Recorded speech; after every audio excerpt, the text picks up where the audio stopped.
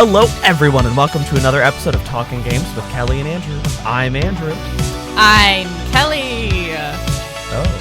You're going to see my waveform. It's going to be so big. That's a new energy. I've never heard that energy before. What was that? I'm just excited. We've got a lot of things happening. Yeah. And we took a break last week, so I have a lot of energy. Pent up video game energy. Pent-up video game energy. Well, I have good news for you and the audience. Audience might have been like, oh, you took a week off. You guys suck. Good news. 2 episodes this week. We're going to make this a 2-parter. So this first one is going to be just news and reviews. And we're going to ignore the Jeffies and the Xbox showcase. And then if you're listening time of release, it'll come out. This first episode will come out Wednesday. January. Oh. I looked at JUN in the top of my screen. I was like, yeah, that's January. Sure. This first episode is coming out Wednesday, June 14th, but there will be another episode on Thursday, June 15th. You know, back to back. Back to back.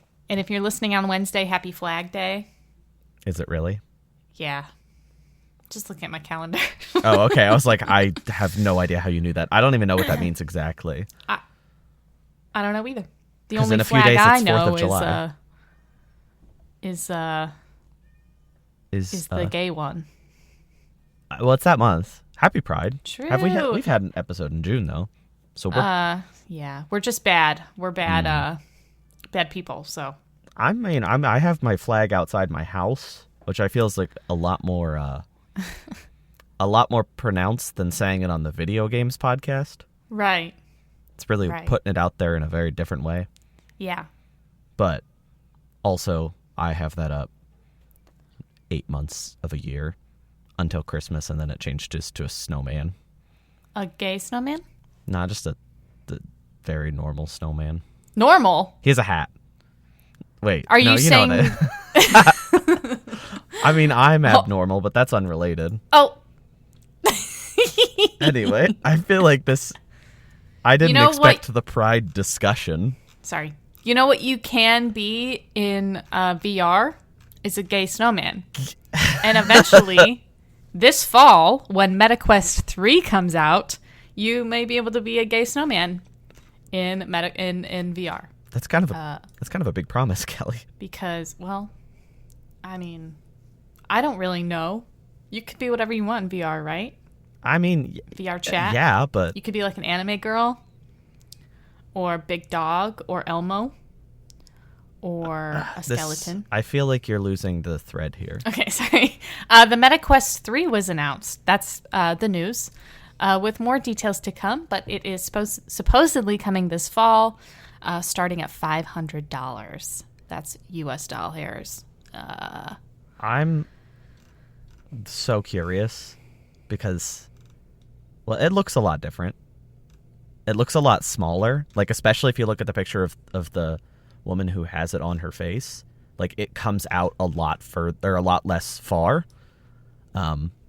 which I think is an interesting. It's a lot more compact, you know. Yeah. And also the controllers don't have those big rings on them anymore, which I always thought that those were there purely so you didn't bump into things as much in real life. Like it was like a protective thing, but now they're gone. So I'm like, what did they do? Maybe it was for the cameras to perceive them easier. Yeah, maybe it was just like an ergonomic thing. It's probably, I think I just came up, it's so that the cameras that face out and look for them have an easier time. But the cameras on these look intense. Like they're not tiny dots anymore. They're like full on, like they look like the little, what would you call that? The sticky outy part of the phone. What you call the lenses? But like there's like the lens chunk. The protrusion, yeah. The lens protrusion. The lens-trusion, if you will. So much of this show is just us finding ways to say things in more complicated manners. Yeah, not the lens, but the protrusion that contains the lens. Anyway, it looks more ergonomic for sure. Yeah, I mean, the price tag's a little bit steep, but... My thought, and it's bad, but my thought is that you can get a PSVR 2 for your PS5 for $550, or this, which is going to be $500, and you don't even need a PS5, and this is cordless. So what I'm saying is I really want to see the specs, because if the specs are impressive, PlayStation might be squirming right now. I would be squirming if I were them anyway, because they're about to release a VR system that's like $1 bajillion that nobody's going to buy. Well, it's been out for like many months now. Oh. Came out in February, and nobody's bought it. Well, you see where my knowledge of the subject lies. I think the weirdest part of this is announcing it and not being like, here's some of the details. They did drop the price of the MetaQuest 2, which I think is bullcrap because they raised it like less than a year ago. So they just dropped it back to the price it was at. And I'm like, what a weird... Like, if you bought it in that 9-month window where it was $100 more, I'm sorry. Like, if you paid $400 a couple months ago for the MetaQuest 2, and now the 3 is coming out at almost that same price, or exactly that price if you bought the upper model, that sucks. I'm sorry. I'm sorry. You deserve a coupon.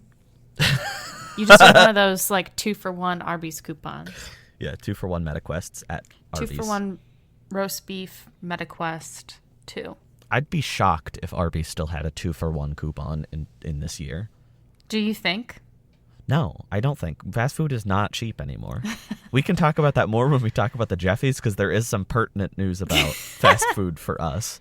Can I say I got a big coupon sheet for Burger King like a month or two ago? Yeah. Just letting you know that it is still a thing that exists. I guess I'm just used to fast food apps being like, or fast food being like, download our apps, and then the discounts are fine, and they only reward you after spending like $300, and then they're like, here's a free Big Mac, and I'm like, I spent $300 here. I didn't, though, because I would not spend that much at McDonald's. Yeah. You know where you can't eat fast food? Prison. Exactly. Unless they're in Japan. I don't know what the Japanese prison system is, but I'm guessing they're not getting fast food. Yeah. But we'll be able to ask Yuji Naka in 31 months after his 30-month sentence in prison. The creator of Sonic, Yuji Naka, is going to prison. We talked about this before. He was arrested on counts of insider trading related to Square Enix properties. This happened twice. Once was for that Dragon Quest mobile game, and then the other time was for Final Fantasy VII First Soldier. I don't know. I think these are like two crimes he kind of did in tandem, but they were found out separately, so that's why he got arrested twice, which is crazy. But now he's going to prison. It's real. He's going for 2.5 years. The creator of Sonic's about to be in a cell. Yeah, I wasn't laughing at the reality that he's going to prison. You can laugh a little. I don't know why I laughed. Sometimes I'm confronted with information that is so absurd to my mind that I don't know how to react, and laughter happens. Do you think that when we started this show, a headline we could have guessed is, creator of Sonic goes to prison? No. Well, No. I mean, you could think a different answer, but I think no. I think no. I think nay. Nay. I would say nay. Nay? Much like a horse. Like much a like horse? a horse featured in the marketing for the one and only sequel to the Nintendo Switch launch title, 1-2 Switch. A sequel titled Everybody 1-2 Switch, which is coming out June 30th, according to Nintendo. You can pre-order it right now for $30 US. Hey, Kelly. Yeah? Where's the trailer? Let's not worry about that. I'm a Let's little worried about instead focus on the very fun image that accompanies this news story, which is a bunch of people, and some of them on their phones, and some of them are using Switch controllers, Joy-Cons, if you will. And in the middle is a person wearing a horse mask. That's fun for me personally. I literally have nothing else to say about this news story because I don't know what else to say.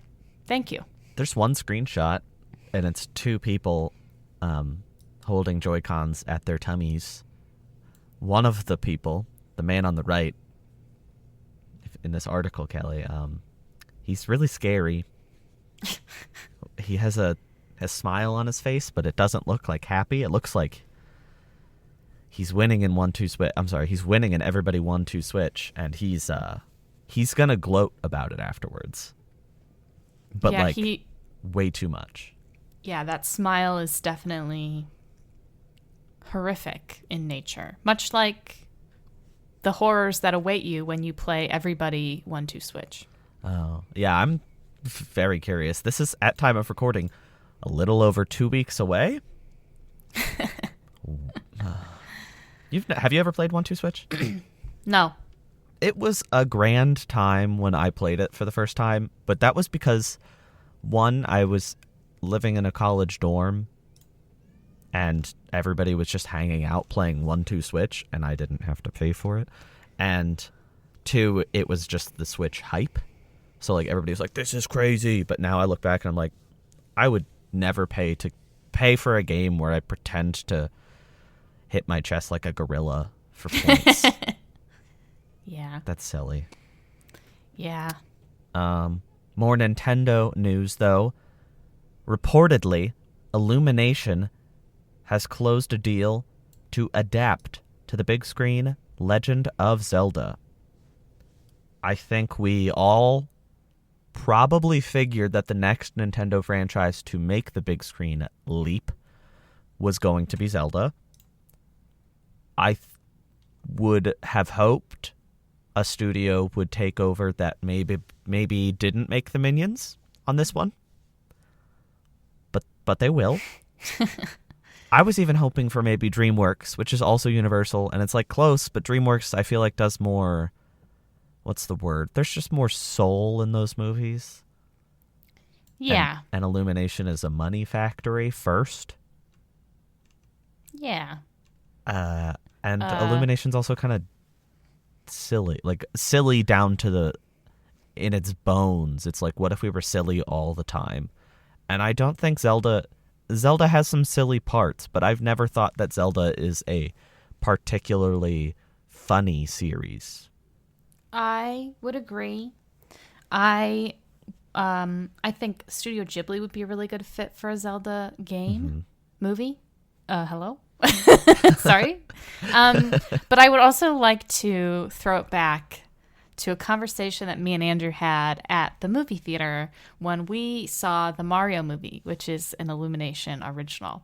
Yes. Andrew said to me, do you think they'll make a Zelda movie next? And I said, no chance. Well, folks, I'm going to eat my words here. I'm going to eat crow. I was wrong. That's an expression. It's an old expression. Okay. Yeah, you can look it up. I'm good. So I want everybody to know that I've got the egg on my face and that I am proudly admitting that I was wrong.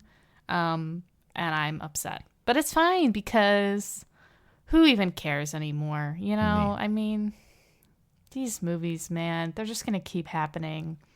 They're going to keep churning them out and they're going to be bad, but it's just going to be endless upon endless returns because people want to see Link and Zelda and Ganondorf on the big screen.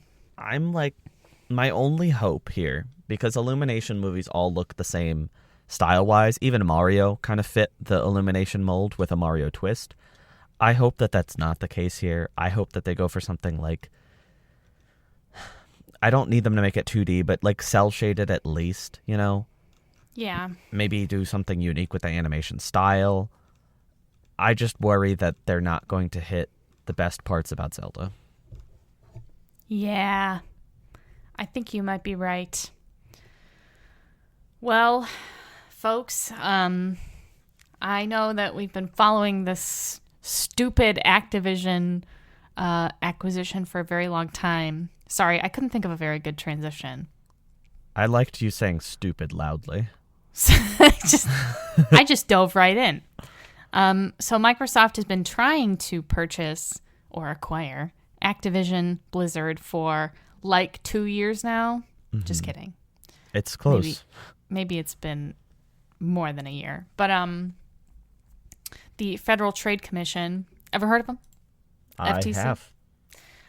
They are suing the company to block this $1 billion acquisition.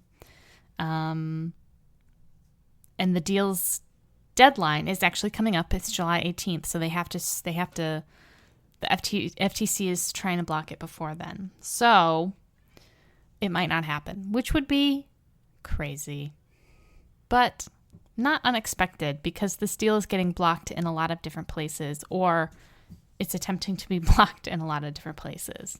So this does not come as a shock to me. No, but the U.S. is the biggest market, so if it doesn't work there, because I know like the U.K., there were discussions of like, oh, we'll just splinter, so we have Blizzard UK or Activision UK, and then Activision's part of Microsoft everywhere else, which would be crazy, but like that's one territory. And England's not the biggest territory in the world, but US is the biggest moneymaker for both these companies, so I think they would be... They're probably a little bit sweaty right now. They're probably a little upset by this. Sweaty because they're nervous, not sweaty because they've been running around like chickens with their heads come off, like Phil Spencer with his Bobby Kotick cut off. Oh, true. Thanks. To talk about an actual video game, though, Final Fantasy 16 very soon comes out June 22nd. I had to think about that. There was a presentation that they did a few days ago, and they were talking about the music. They talked about the fact that Platinum Games helped on this game. That was a cool reveal. They talked about the fact that the Kingdom Hearts team helped with the combat of this game. Very cool. They talked about the narrative some. I did not watch this because I'm playing this game. I don't need to see this stuff. And then, surprise, surprise, well, unless you read a lot of information that came up before, surprise, surprise anyway, Final Fantasy 16 now has a demo available on PlayStation 5, its only platform that it will be available on. This demo is the first couple hours of the game, and that means, yes, your progress carries over. I am thrilled. Sorry. You're fine. Woo! Woo! Woo! Woo! I half like demos because I'm like, yeah, I want to try this game. But then other half of me is like, well, if I'm going to play the game, if there's any chance I'm going to play the game, I don't want to have to replay this section. So demos that release and they're like, this is the first X number of hours of the game, and they come out before launch, yes, please. Because like next week I'll be kind of clear, but the weekend that it comes out, because it comes out on a Thursday, that weekend I'm busy. So the fact that I'll be able to get a couple hours in before the game comes out and just continue where I left off, I love that. Because it basically feels to me like an early launch. Like I'll just play it like 2 days before launch, you know? Right. I love that. Do that more, devs. Devs, you heard it here first. Developers, I'm excited for you. Are you playing 16? Yeah. Are you going to try the demo first, or are you just going to wait? I'm going to go in with no knowledge beyond the trailers. I'm not going to play the demo. I'm not a big demo person. I don't know.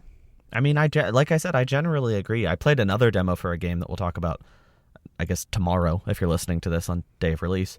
And it felt kind of crappy because I was like, ugh, if I go back and play this game, I'll just have to redo this section. But the bright side of this is it's basically like early access. It's like limited early access. They're like, play the first couple hours, and then when you get the disc, pop that in and continue where you left off. I like that. It almost feels like early access more than a demo to me. Right. Yeah, I would agree with that. And they even said, they were like, hey, there's a lot of cutscenes in this. And that's because it's the prologue of the game. It is the story setup, which is demos are usually like gameplay selections, you know, making you excited to play the game. But this is a lot of story from what I've heard. So I look forward to trying it.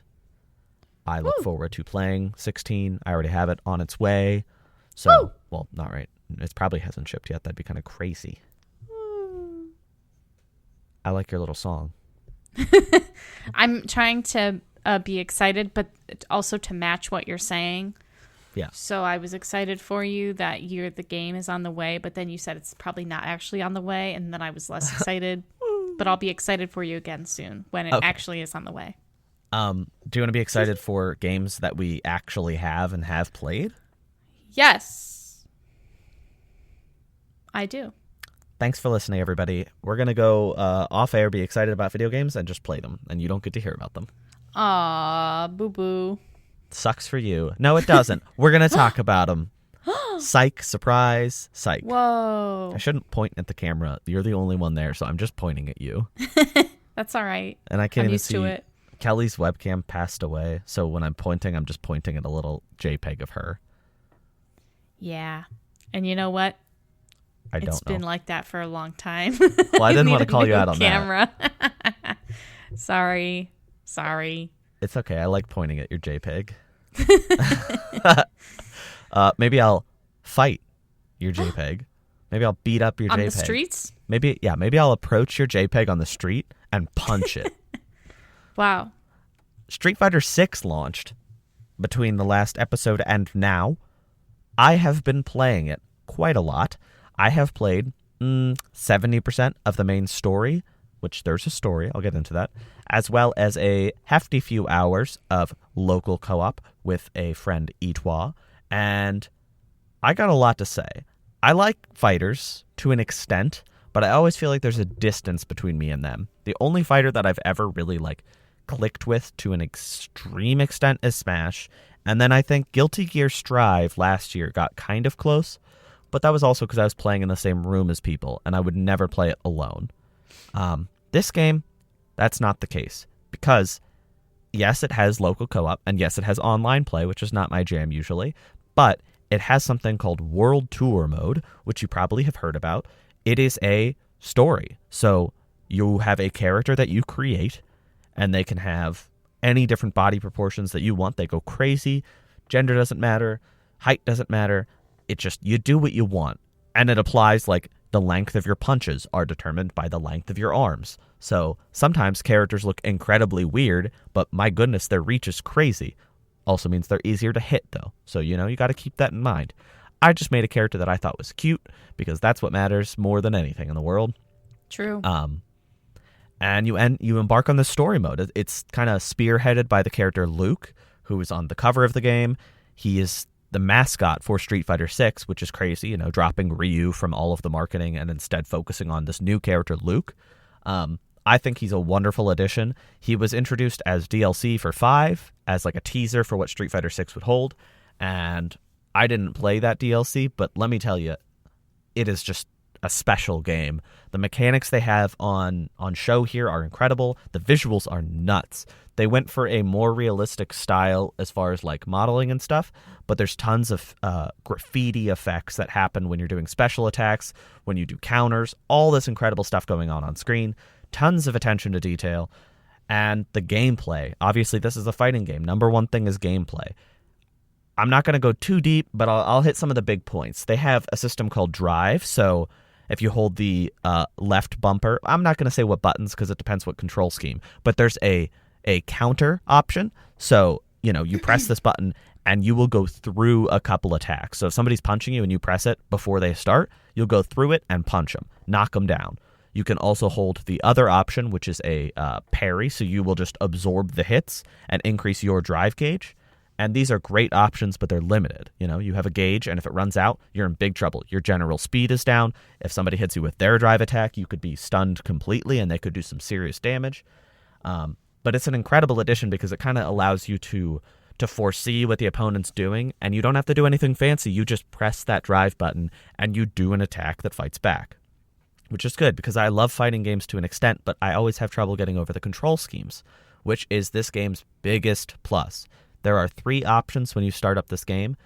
One is classic controls, so that works the same way that Street Fighter always has. You have light and heavy punch, kick, and the other one, I don't remember what the other one is, but it's 6 attack buttons. And then you perform certain specials by doing different movements on your stick or on your D-pad. So you'll do a quarter circle forward, so push the stick down, swing it up to the right. Half circle, full circle, all this different stuff. It's a lot to learn because you have to learn what does what for all these different characters.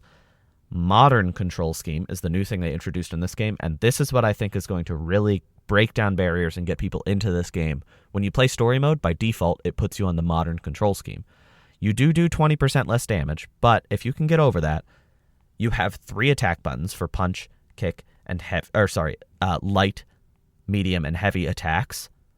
And you also have a button for special attacks. So instead of having to do quarter circles or all this fancy stuff, you just press that special button and a direction, the same way that Smash's specials worked. So you just go like forward triangle, boom, you do a Hadouken. Backward triangle, you do a Tatsumaki spin, and every character has their different options. It's slightly limiting because some characters have more specials than you have options, so you will have to learn how to do those ones traditionally. But that entry barrier is way lower because it means every character kind of controls the same, and you can jump between them. You don't have to learn each character so deeply anymore, as long as you kind of have an understanding of how the controls work. And if you've played any World Tour, they do a fantastic job of introducing you to those control schemes. I really appreciate it. I am actually sticking to Modern. I thought I'd transition back to Classic at some point, but I just love the way that Modern feels, and the 20% reduction in damage is worth it because I feel like I'm more than 20% better at the game. So it's a trade-off, and I'm glad I did it. They also have adaptive gameplay, which is press buttons however you want. The AI will make you do cool things. It's kind of silly, but it's great. If you're sitting with somebody who doesn't play video games, doesn't play a lot of fighting games, or you're playing with like your little nephew who doesn't know how to play video games very well, just turn on adaptive. Mash those buttons. It really leans into the mash buttons, have fun. I appreciate that. I appreciate any game that will let you be silly and goofy.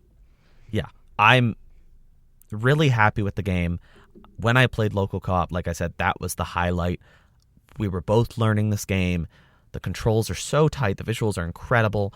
And you just hop into matches so fast. On PS5, loading is like nothing. The rematch button means you are instantly fighting again. There's no loading screen at all. So if you just want to try again with the same characters, you're just playing instantly.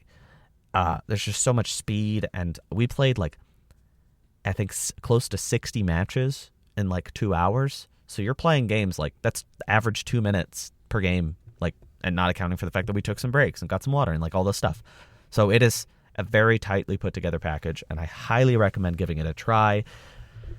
It is the most accessible fighting game I think ever made. I think it has even surpassed Smash in that regard. So kudos to Capcom.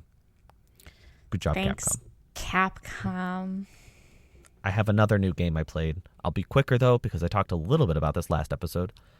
Star Wars Jedi Survivor. I finished this game completely. Like I said last time, this just takes the best parts about Fallen Order and enhances them completely. You start with all of the same movement abilities that you did in the last game, that you earned by the end of last game, I should say. And you're sped up. You move quicker, the controls are snappier, and you add more things to your repertoire. So you end up getting, an air dash later in the game, and that is a huge game changer. It starts feeling almost like it could be a platform if it wanted to. The gameplay design is just so good. The level designs are a lot more clear than the first game. There's less overlapping stuff, which is, losing a little bit of verticality for the sake of clarity, I think's okay. And it also means, just run straight back to your ship. Plus, you can now fast travel, so you don't have to do the backtracking just to get back to your ship anymore, which was one of my most big complaints about the first game. And they know that the story is maybe not the most important thing, and they focus much more on character relations. And it's still Star Wars. It's still a little silly, a little dumb, but it is. They focus on the characters, so I care about these characters, and I think they're fun, and I like them by the end, and that's all that really matters. I'm connected to them, and I think that I'll forget what happened in the story, but I'll probably remember these characters a lot longer than I would have the first game. So kudos to them for doing that. I do highly recommend it if you've played the first game. Play the first game first, because it's such a direct continuation. Plus, it's super cheap to get all the time that it's worth giving a try. It's on Game Pass.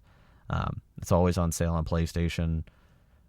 This game is $70, so maybe try that one first, and I wouldn't be surprised if Jedi Survivor is on sale in the near future. But great game. Big improvement over the first game, which was pleasantly surprised because I like the first game to begin with.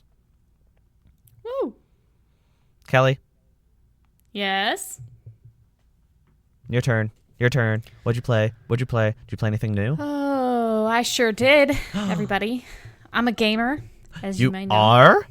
Yeah, I am. I don't just play the same 5 video games on repeat until I die. Sometimes I play new video games. And I did play a new video game in the time since we recorded last. Diablo IV came out. I wasn't really expecting to play this, but I had heard a lot of really good things. And I had heard that if I was a fan of RPGs, that I should play it. And I said, all right, you know what? I'll do it. So I bought it, and I've been playing it, and I've been having a really good time. Woo! The gameplay is really fast-paced, very snappy. It reminds me a little bit, just the quest system, since it is a big online multiplayer game. The quest system reminds me a little bit of Final Fantasy XIV. Oh. Because I'm always running around, and then I'll get a little quest, and then I'll get another little quest, and then I'll get another little quest, and I'll do those quests, and then I'll come back, and then I'll do the big quest. It's very fun. I like encountering other players throughout my journeys because I like to see other people's builds. I have not done any parties yet, so I haven't done any like big raids or anything like that, but I will do like the smaller raids that I've encountered that you can just kind of stumble upon in the world, and then people will like come and help you out. It's kind of cool. I had a good time with like the character creation. I think the skill trees are really, really well detailed. There's so much variety of what you can do with your character. There's a few different classes. There's Druid, Barbarian, Sorcerer, Rogue, and Necromancer. I feel like I'm missing one. But Andrew's a class. And Andrew, yeah, you can play Andrew as well. Very detailed skill tree. I picked Necromancer because I just liked the way the Necromancer looked. And I thought it was a cool class. It's not something that you really get to play in a lot of other fantasy games where you get to choose your role. Mm-hmm. Barbarian, Druid, stuff like that. It's a little bit more, I don't want to say commonplace, but you probably will get the chance to play a sorcerer in a different game. You don't always get the chance to play a necromancer. As far as like the story goes, I don't think it's like the most engaging story in the world. I don't feel particularly attached to the characters like I would for, maybe like Baldur's Gate. I'm very attached to the characters, or like even Final Fantasy XIV. I feel very attached to the characters. The Diablo characters less so. I do believe this is intentional because if you're playing on hardcore mode, your character can die and then you have to re-roll and do a new character. So part of me believes that this is just an intentional feature of the game. You're not really supposed to get attached. Mm-hmm. I think that it looks really nice. It runs really well. I'm always wary with like online games that are exclusively online, that something that they'll be stuttery or jittery, or they won't run super well, especially like an MMO kind of game.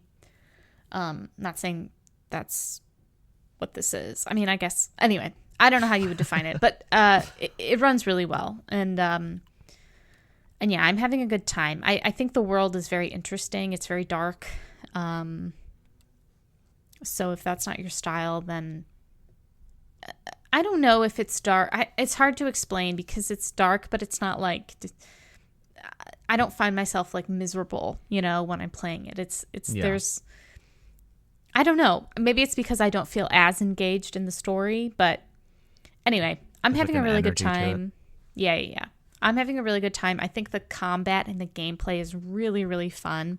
If you're into just like, I want to kill like a bajillion enemies, then this is the game for you because it is so easy to just like run through, hit them. Well, I'm a necromancer, so hit them with your reap skill, and then your explode the corpse skill, and then raise skeleton skill. So you got a little skeleton army with you. It's a lot of fun. So I would recommend it for really anybody, because I think it is, with its new settings where you don't have to play in hardcore mode, it is more accessible. You can keep your character even after they die. I will say my character has not died yet. You're so good. You're so good at games. It's just, I think maybe Necromancer's a little bit OP. I won't lie to you, because you basically heal every time you kill. Oh. I find the leveling to be very easy. Not easy. What's the word I'm looking Generous? for?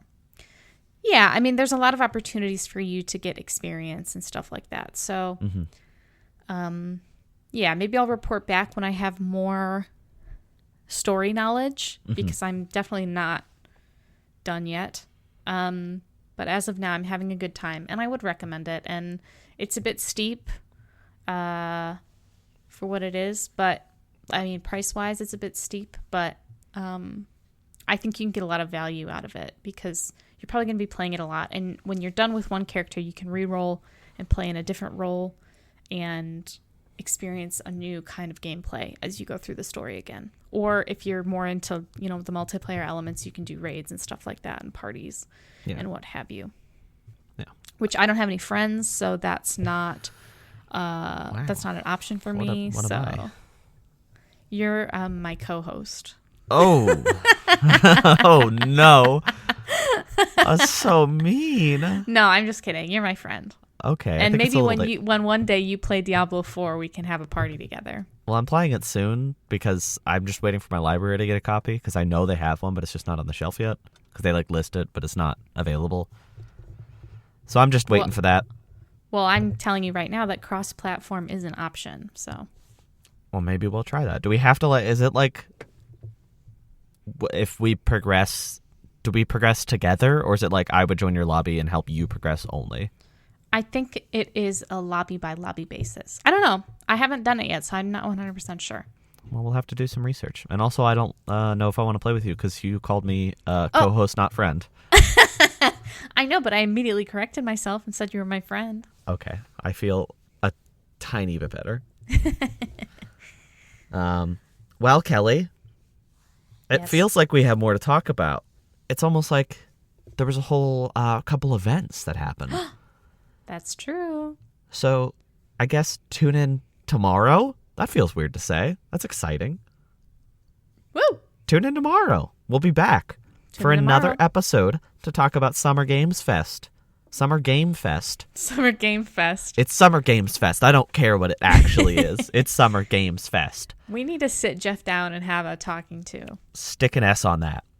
Stick an S on that. It's Summer Games Fest now. Just start calling it that. Exactly. Anyway, bye everybody. Thanks for listening. See you tomorrow. Bye.